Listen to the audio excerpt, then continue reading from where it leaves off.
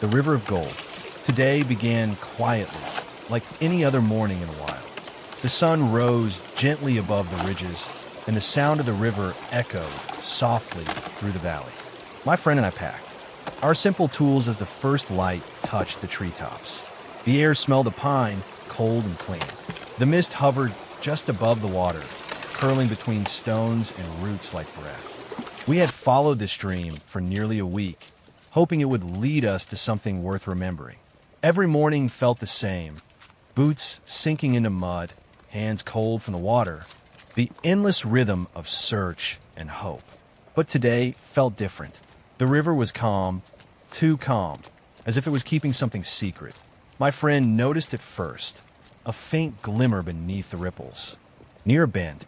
At first, I thought it was sunlight hitting wet stones, but the glow didn't fade. It stayed, steady and golden, almost alive. He looked at me, eyes wide.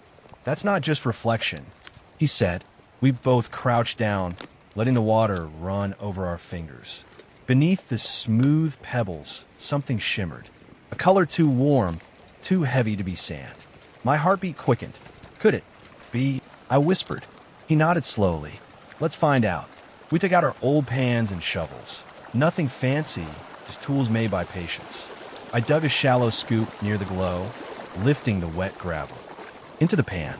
The water spun around my hands, swirling mud away. Tiny stones clinked, rolling with the current.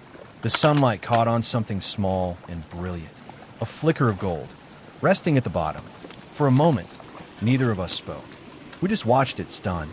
Then my friend grinned. "We found it," he said softly. I laughed. The sound felt new, full of life. It wasn't about the money or the gold. It was about the discovery.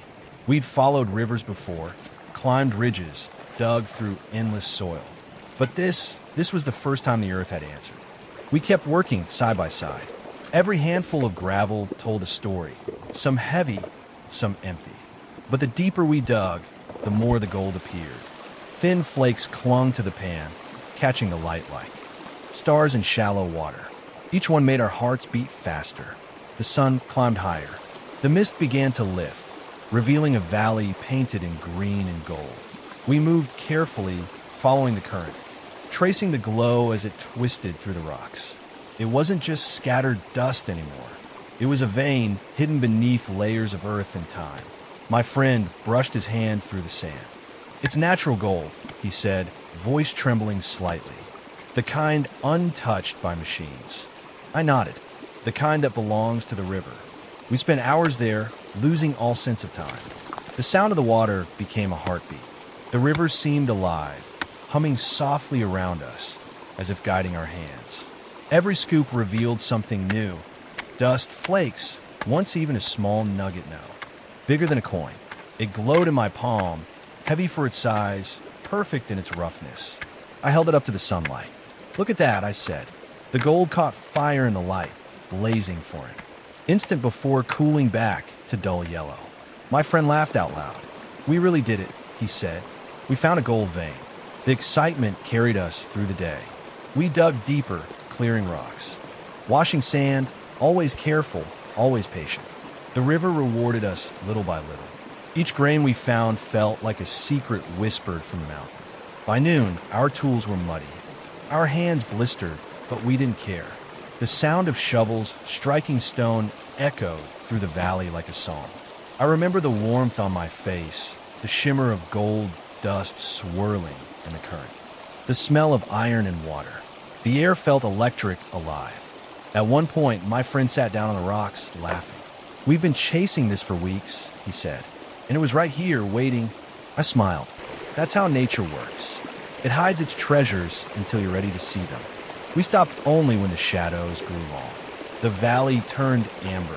The river burned with reflected light, and the gold glowed faintly beneath the surface like tiny suns.